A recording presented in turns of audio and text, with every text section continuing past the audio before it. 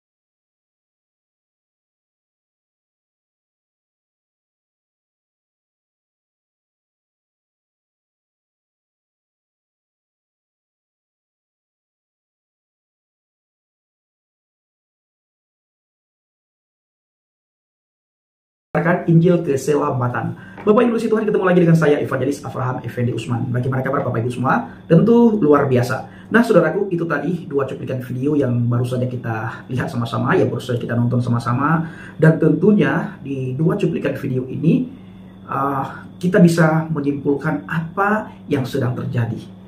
Kita akan membahas video yang pertama saudaraku.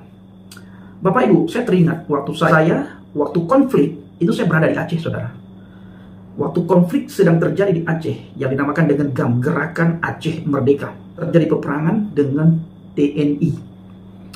Nah, pada waktu konflik tersebut, setelah ditandatangani darurat militer oleh pusat, maka sahlah darurat militer di Aceh. Aceh dalam keadaan mencekam, sangat mencekam. Khususnya di daerah saya, di kampung halaman saya, di daerah Kabupaten Biren, Matang Gelumpang II. Sangat mencekam sekali Bapak Ibu. Pria-pria seusia saya, pemuda seusia saya pada waktu itu, banyak meninggalkan kampung halaman. Tidak berani tinggal di kampung. Kenapa? Takut. Bila ada di antara kami yang seperti kita lihat di video pertama, itu hilang saudaraku. Mati kami dibuat. Benar-benar.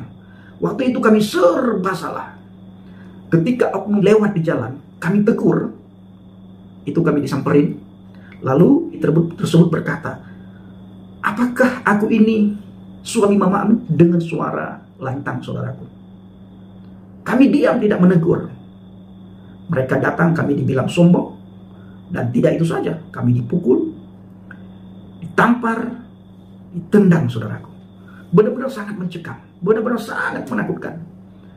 Di daerah saya khususnya setelah tanda tangan darurat militer dan setelah darurat militer disahkan Bapak Ibu, itu terjadi peperangan 7 hari 7 malam. Lagi-lagi keadaan sangat mencekam. Kami tidak berani seperti orang-orang Palestina menghadang tentara Israel, melempar tentara Israel. Ya, kalau masa perang itu kalau dibalas sebenarnya sah, saudaraku. Tapi rakyat Israel kita melihat mereka tidak balas, tidak diapa-apain. Ketika pemuda Palestina melempar mereka dengan batu, kalau tentara Israel bisa geser, mereka akan geser. Tidak akan mereka balas, karena mereka tahu yang mereka hadapi bukan rakyat Palestina tetapi Hamas. Ini yang harus kita ketahui. Ya, yang harus kita ketahui adalah lawan Israel, yang Israel serang, yang Israel lawan hari-hari ini itu bukan rakyat Palestina, bukan, tetapi Hamas yang Israel lawan. Maka ketika pemuda Palestina melempar tentara Israel dengan batu, diludahin, terjadi debat, dicaci maki, dihina, diolok-olok oleh pemuda Palestina, tentara Israel diam. Kalau mereka bisa geser, mereka akan geser, saudaraku. Dan video di awal tadi Bapak Ibu tidak akan bisa dapatkan di media-media di sini. Tidak akan saudara dapatkan. Nah, banyak propaganda yang terjadi di medsos. Seolah-olah Israel itu benar-benar tentara yang sangat biadab, tentara yang sangat jahat sekali. Karena kita melihat bagaimana banyak rumah sakit hancur, gereja hancur, gedung pemerintahan hancur, tempat anak-anak hancur. Kenapa hancur? Yang pertama sekali masa perang, zaman perang, dalam keadaan darurat, dalam keadaan perang ini. Itu pertama. Yang kedua, Hamas berlindung di balik itu semua. Dia berlindung di balik rumah sakit.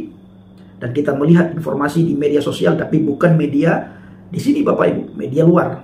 Ya, mereka berlindung di balik anak-anak, mereka berlindung di balik bapak-bapak, mereka berlindung di balik ibu-ibu, dijadikan tameng itu semua. Berlindung di balik sekolah, berlindung di balik tempat permainan anak-anak dan gedung umum. Ya pasti hancur, saudara. Setelah Hamas melakukan serangan menyerang Israel, mereka sembunyi di balik warga. Ya pasti warga yang menjadi korban. Mereka sembunyi di balik gedung sekolah. Ya pasti gedung sekolah yang menjadi korban. Mereka sembunyi di balik rumah sakit. Ya pasti rumah sakit yang menjadi korban. Mereka sembunyi di mana lagi? Di tempat bermainnya anak-anak. Ya itu yang menjadi korban. Hancur, saudaraku. Hancur. Kita melihat di cuplikan video tadi bagaimana tentara Israel dilempar dengan batu. Mereka balas? Tidak, saudara.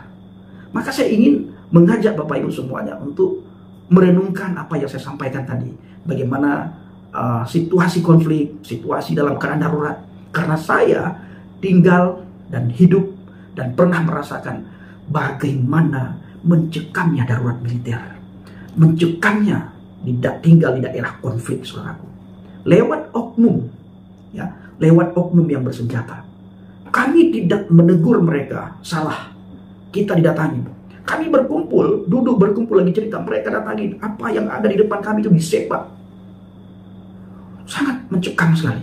Tapi kita melihat tadi, mereka orang-orang Israel itu orang-orang yang mereka punya hati juga sama dengan kita, punya hati nurani. Ya, mereka punya hati nurani. Nah, di video itu Bapak Ibu, sebelum saya ambil video tersebut, ada sebuah komentar yang sangat menarik. Komentarnya begini: jika orang-orang ini benar-benar tahu bahwa Israel membantu mereka menyingkirkan teroris Hamas, sehingga para pemimpin yang baik dapat benar-benar bangkit dan membantu rakyatnya secara ekonomi. Namun, fakta bahwa orang-orang Palestina selalu menggunakan taktik buruk ini menunjukkan bagaimana dan mengapa Hamas terpilih. Banyak dari orang-orang Palestina ini bukanlah orang-orang yang cinta damai. Itulah sebabnya Hamas bisa bersembunyi di antara warga sipil karena mereka didukung. Saya berharap Israel berhasil. Orang-orang ini berada di jalan merayakan ketika Hamas menyerang Israel. Sekarang ketika Israel menggunakan pertahanan diri, mereka mulai menangis. Orang-orang pintar. Nah, nanti Bapak Ibu baca sendiri. Saya akan tampilkan komentar ini, saudaraku, sehingga kita bisa melihat. Ini komentar dari luar, tapi sudah translate oleh Google, saudaraku. Nah, itu tadi Bapak Ibu, ya, itu tadi. Dan saya teringat juga waktu kejadian tsunami di Aceh. Negara yang pertama sekali yang membantu Aceh waktu tsunami itu Israel. Ya, itu benar. Kita sering hari-hari ini mendengar di media sosial, di TikTok, banyak orang membagikan bahwa Israel membantu tsunami Aceh. Negara yang pertama sekali, negara luar yang pertama sekali membantu tsunami Aceh, membantu kemanusiaan. Waktu kejadian gempa tsunami di Aceh itu benar Israel. Tetapi rakyat Aceh, pemerintah Aceh tidak menerima bantuan Israel. Waktu itu menolak bantuan Israel. Pertama dikirim, itu tidak diterima oleh masyarakat Aceh. Kami tidak menerima. Saya masih di Aceh waktu itu dan saya tinggal di Banda Aceh. Dan di mana tempat saya tinggal itu terjadi pusat tsunami.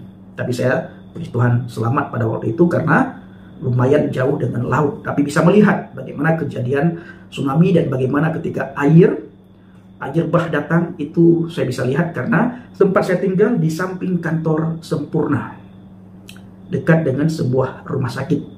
Hancur, saudaraku. Nah, bantuan yang pertama datang itu dari Israel. Tapi kami, masyarakat Aceh, pemerintah Aceh tidak menerima ketika Israel memberikan bantuan yang pertama. Nah, tidak menerima. Karena walan tarada anna Yahudi wan Nasara hatta tattabi'a millatahum. Tidak akan rela orang Yahudi dan Nasrani sebelum kamu mengikuti agama mereka. Nah, dengan alasan inilah orang Aceh, pemerintah Aceh pada waktu itu tidak menerima bantuan daripada Israel. Nah, Bapak Ibu, itu sedikit penjelasan saya. Saya pernah tinggal masa konflik. Bagaimana keadaan konflik? Sangat mencekam. Benar-benar sangat mencekam. Serba salah. Dan banyak pemuda seusia saya waktu itu meninggalkan Aceh, pergi merantau keluar Aceh karena takut. Itu yang terjadi. Maka ada tragedi yang tidak pernah bisa dilupakan oleh masyarakat Aceh. Yang pertama, tragedi Rumah Gedung. Yang kedua, Arakundo. Yang ketiga, Teku Bantakiah. Nah, itu dia. Ada yang memberikan komentar di video kita tadi begini. Bangsa Israel itulah yang paling tinggi rasa kemanusiaannya di dunia ini. Saya akui itu. Yang dibuktikan bahwa Israel telah memberikan listrik, air, gas, BBM, kebutuhan pokok, dan menerima orang-orang Palestina bekerja di negara Israel. Kalau itu selama ini tidak diberikan oleh Israel ke Palestina, mungkin sudah lama Palestina itu pingsan, dan terbukti baru-baru ini dengan adanya peperangan yang terjadi, pihak Israel baru sebentar memutus semua itu, pihak Palestina sudah kocar-kacir, sudah tidak punya segalanya itu. Jadi marilah membuka mata dan pikiran secara jernih biar bisa melihat fakta kenyataan yang ada. Jadi biar tidak asal bertindak dan tidak asal teriak-teriak yang akhirnya hanya mempermalukan diri sendiri. Salam cerdas. Saya akan tampilkan juga komentar ini nanti Bapak Ibu dan kita bisa baca sama-sama. Ini komentar yang sangat bagus menurut saya. Ya, jadi seperti yang saya bilang selama ini, mari kita hadir di media sosial mengajak orang untuk sama-sama kita berdoa supaya peperangan ini segera berakhir. Kedamaian bisa dirasakan oleh kedua belah pihak. Kita jangan memperkeruh suasana. Jangan ketika kita hadir membuat banyak orang terluka hatinya, terluka pendengarannya, gara-gara mereka mendengar apa yang kita sampaikan. Jangan sampai kita menyampaikan sesuatu bisa membangkitkan amarah orang. Tetapi biarlah apa yang kita sampaikan ketika orang mendengar adem, ayem, tentrem, dan mau mendoakan supaya peperangan ini segera berakhir dan rakyat bisa melakukan aktivitas sebagaimana biasanya. Nah, di cuplikan video yang kedua, saudaraku, ada seorang Ustadz Khalid Basalamah. Ada satu hal yang saya tulis ya daripada apa yang disampaikan oleh Ustadz Khalid Basalamah. Mau umat Islam dahulu yang menyerang atau tidak, itu tidak ada urusannya. Sekarang umat Islam lagi diserang dan mereka sedang membela dirinya. Lagi-lagi Bapak Ibu, mari kita netral di saat kita berbicara. Apalagi kita ini adalah tokoh, ya, didengar oleh banyak orang. Mari kita netral dalam di saat kita berbicara. Mari netral. Israel manusia, ini juga manusia. Sementara peperangan ini yang sedang berlangsung, yang sedang kita lihat, yang sedang kita saksikan di media sosial, dan yang terjadi antara Israel, Palestina, Hamas, itu peperangan antara Israel dan Hamas. Antara Hamas dan Israel, bukan antara Israel dan rakyat Palestina, bukan. Tetapi rakyat Palestina yang menjadi korban. Kenapa? Karena setelah Hamas menyerang Israel, Hamas sembunyi di balik rakyat Palestina. Nah, sehingga dunia mengutuk Israel karena ketika Israel membalas serangan, banyak rakyat yang meninggal. Kenapa banyak rakyat yang meninggal? Karena Hamas berlindung. Rakyat dijadikan tameng oleh Hamas. Jadi Ustadz Khalid Basalamah berkata, mengajak orang semuanya seolah-olah mau siapapun yang memulai duluan itu tidak ada urusan katanya. Ini ucapan-ucapan yang begini ke depan kalau bisa dikurangi. Kalau nggak bisa berhenti, dikurangi setidaknya. Ya, dikurangi. Coba Bapak Ibu dengarkan lagi ya. Mau umat Islam dahulu yang menyerang atau tidak, itu tidak ada urusannya. Sekarang umat Islam lagi diserang dan mereka sedang membela dirinya. Banyak kita dapatkan kok di media sosial. Sampai-sampai Presiden Palestina memberitahukan dunia bahwa serangan Hamas pada tanggal 7 Oktober kemarin itu tidak mewakili Palestina.